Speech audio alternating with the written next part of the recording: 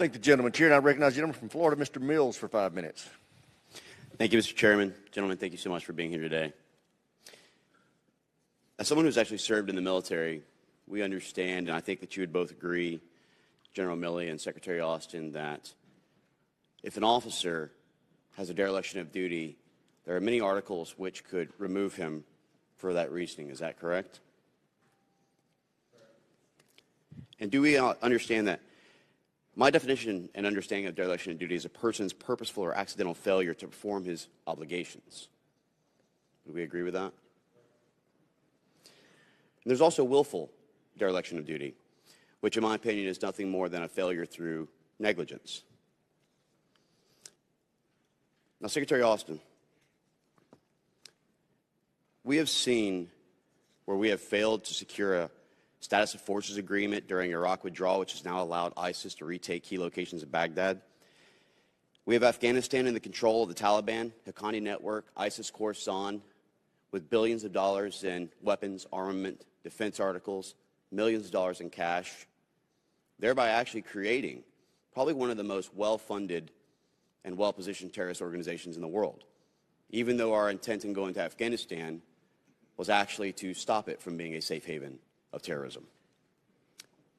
We have Libya, which is controlled by a UN-backed government that faces challenges from militia groups who threaten the stability across the entire region. And we have Syria, which is fractured between the Assad regime, the Russian military, militia groups, and ISIS, plus the United States continuing to be the recipient of missile and rocket attacks that's resulted recently in the loss of American lives. And as my colleague, Representative Johnson, had pointed out, also not abiding by law. Many of these things are very personal to me. One is a United States Army combat veteran myself, but one, in understanding that leadership is to lead by example. And in my opinion, that example has not been very strong. That is why we have 8,400 people who is purged as a result of the vaccine, which I find to be unconstitutional, and support them being reinstated with full pay, back benefits, and their ability to serve their country, not the political agenda.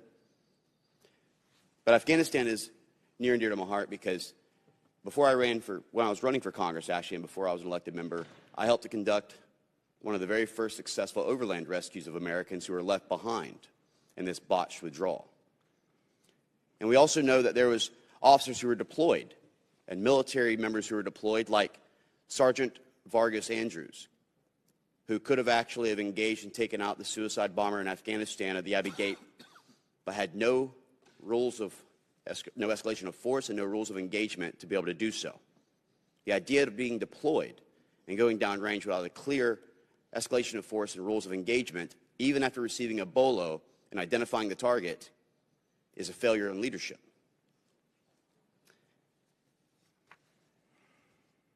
In my opinion, this is willful.